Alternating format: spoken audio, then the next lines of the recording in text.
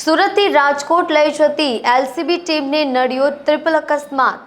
આઈસરે ટક્કર મારતા એક પોલીસ કર્મીનું મોત, 4 ઘાયલ। આ અંગે મળતી માહિતી મુજબ એક આરોપીની તપાસ માટે રાજકોટ એસીબીની ટીમ સુરત જવા રવાના થઈ હતી। ત્યારે એક કારમાં રાજકોટ ગ્રામ્ય લોકલ ક્રાઇમ બ્રાન્ચના હેડ કોન્સ્ટેબલ દિગ્વિજયસિંહ રાઠોડ, અરવિંદસિંહ જાડેજા, ઘનશ્યામસિંહ જાડેજા અને દિવેશભાઈ સુવા એમ 4 પોલીસકર્મી સુરત ગયા હતા।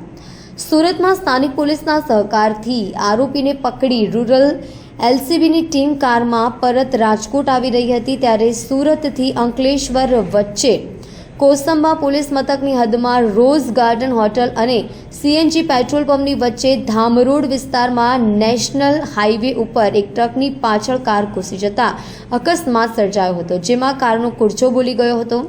આ દરમિયાન કારમાં સવાર હેડ કોન્સ્ટેબલ દિગ્વિજયસિંહ રાઠોડનું ઘટના સ્થળે જ કમકમાટી ભર્યું મોત નીપજ્યું હતું।